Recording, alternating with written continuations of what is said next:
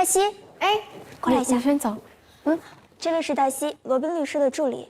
你好，你好，我是罗宾的姐姐，我找他有急事儿，我给他打电话、发微信，他都不回。哦，罗律师呢，他今天开庭，所以说可能没有办法接电话。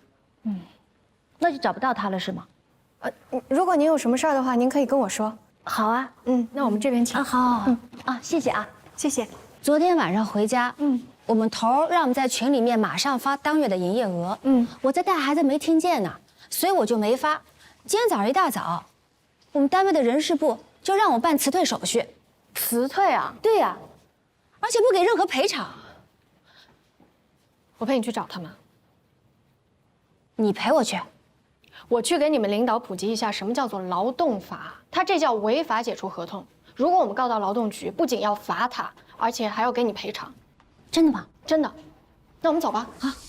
根据劳动法第3条，劳动者享有休息休假的权利。下班期间，职工理应得到充分的休息。用人单位应该尊重职工的休息权，不得随意侵占职工的休息时间。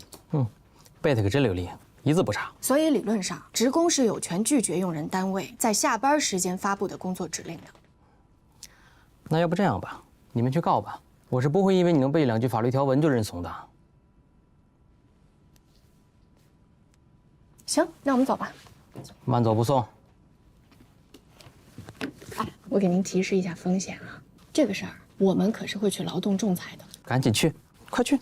去了你就知道什么叫法律是死的，人是活的。中华人民共和国劳动法的解释权听说过吗？知道什么叫解释权吗？顾名思义，就是谁有权谁解释。你小破丫头无权无势，还跟我这普及劳动法？我还告诉你了，我们跟劳动仲裁很熟的，要不要我打个电话帮你们约一下呀？还休息权？您要不要打算再多说2句啊？我打算给您发到网上去，您肯定会红的。你这叫非法录音！我录音一点都不非法，但是您非法开除员工，这的确是违反了劳动法。你要是敢把我的录音发到网上，我就去告你。你没有经过我的允许，你就擅自录音。您当然有这个权利了，但是我还是要温馨提示一下，你们老板好像是一个特别注重声誉的人吧？如果我把这个录音发到极客的职场那些事上，会对你们的公司、对你个人造成什么样的影响呢？你的老板会不会觉得有你这样一个人事经理特别的丢人现眼呢？保安，你看啊，我这手指稍微一动，我可就发上去了。经理，您需要我做什么？经理，我这手机录音还开着呢，您要不要再多说2句啊？没什么，你送他们出去吧。不用了，不用了，谢谢，我们自己走就行。谢谢你，经理啊。谢谢啊。那我们现在怎么办呢？我们给他点时间。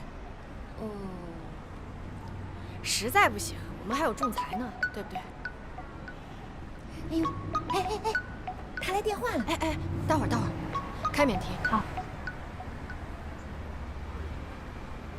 喂，罗琦呀，其实咱们不至于，你的辞职报告不是也没交吗？咱们就接着上班吧，啊？你也别太计较了，你进来咱们再谈谈，这点事儿不至于。我在办公室等你啊。好的，哎，罗琦姐，你可想好了，到底要不要在这儿上班？如果你决定不在这儿上班，待会儿咱们就上去问他要一大笔赔偿。如果你决定要留下来的话，他们可有的是招去恶心你，让你不舒服，你自己做决定哦。我听你的。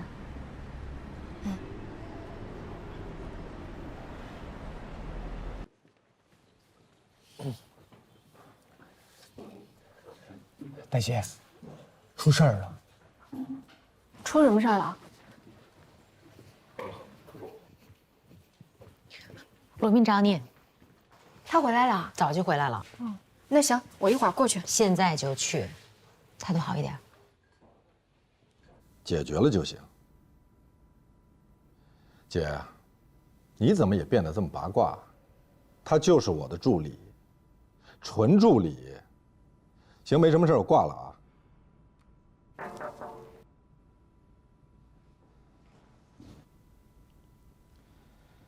今天让你去被执行人的住所排查线索，排查的怎么样了？我还没去。为什么没去？今天你姐姐来律所找你，她遇到了一件很……我姐姐是你的客户还是我的客户？她是你姐姐，她今天差点就被辞退。我问的是，她是你的客户还是我的客户，还是律所的客户？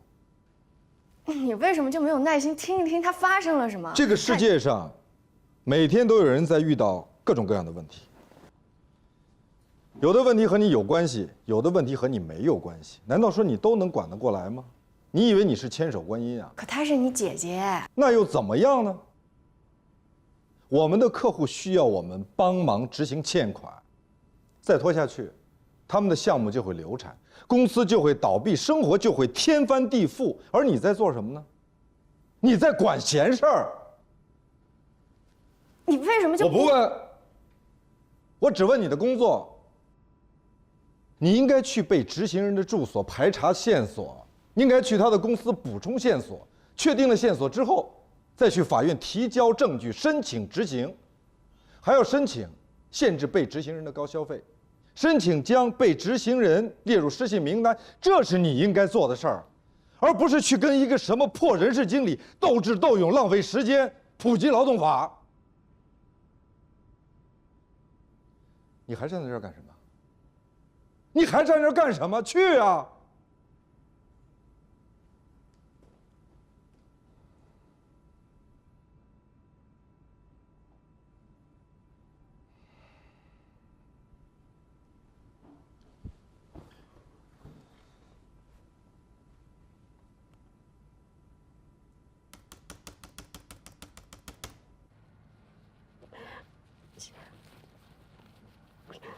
原本罗宾本来是要升高级合伙人的，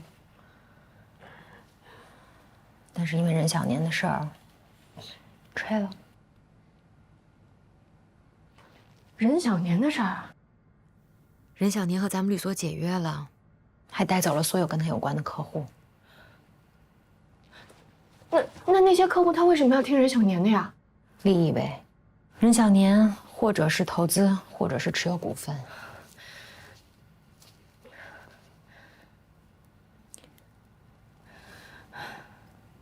那我走好了。哎，你别傻了。再说你现在走也来不及了。任小年已经签约新的律所了。是龙科吗？